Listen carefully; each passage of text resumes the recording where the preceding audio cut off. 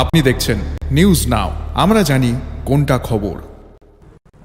চুরির তাণ্ডব ঊনকোটি জেলার জেলা সদর কৈলাসহরে। শহরের একসাথে 3টি স্কুলে হলো চুরি। খোদ শহরের উপকণ্ঠে রাতের অন্ধকারে বনেদি স্কুলগুলোতে চুরির ঘটনায় শহর জুড়ে বিরাজ করছে আতঙ্ক। কৈলাসহরের বনেদি রামকৃষ্ণ শিক্ষা প্রতিষ্ঠান তথা আশ্রম স্কুল, রাধাকিশোর ইনস্টিটিউট এবং শ্রীরামপুর স্কুলে একই রাতে সংঘটিত হয় চুরি। বুধবার সকালবেলা স্কুলের এক স্টাফ থেকে ফোন পেয়ে স্কুলে এসে দেখতে পান যে স্কুলের মূল গেটটি এবং স্কুলের অফিস রুমের সমস্ত আলমারির তালা ভাঙা বলে থানায় মামলা দায়ের করতে গিয়ে জানিয়েছেন আশ্রম স্কুলের প্রধান শিক্ষক অসীম চক্রবর্তী। রাতে পুলিশের পেট্রোলিং থাকলে এরকম ঘটনা ঘটতো না বলে অভিমত শহরবাসীর। শুধু তাই নয়, চুরিকাণ্ডের উপর্যুপরি ঘটনা সংঘটিত অপরাধী গ্রেপ্তারের ক্ষেত্রে পুলিশের সাফল্য নিয়েও প্রশ্ন তুলছেন শহরবাসী।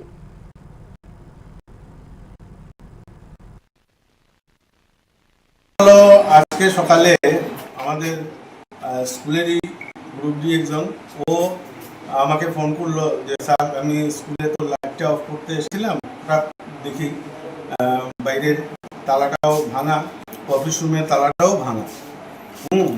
তো আমি তো মানে এরপরে দেখলাম দরজাটা খোলা ছিল, যে অনেকগুলি মানে আমাদের যে গোদরেজ আছে এগুলো সবগুলি ভাঙা। তো এখানে অবশ্য আমাদের কম্পিউটার যেগুলি আছে এগুলি তারা নেয়নি।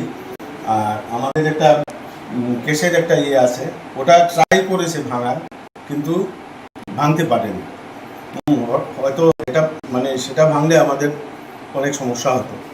আর এখন তো কাগজপত্র আমরা তো দেখিনি, পুলিশরা দেখবেন তারা আর প্রশাসনেরা, তারপর আমরা দেখবো কোনো কাগজপত্র কিছু মিসিং হয়েছে কিনা।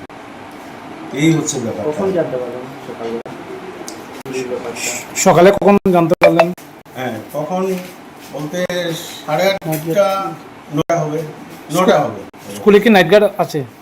না, স্কুলের ব্যাপার হয়েছে কি, আমাদের যে নাইট গার্ড ছিল, হ্যাঁ নাইট গার্ড আমাদের গ্রুপটি মানে যারা ছিল এরা স্কুল থেকে অনেকে রিটায়ারমেন্টে চলে গেছে, একজন মাত্র আছে।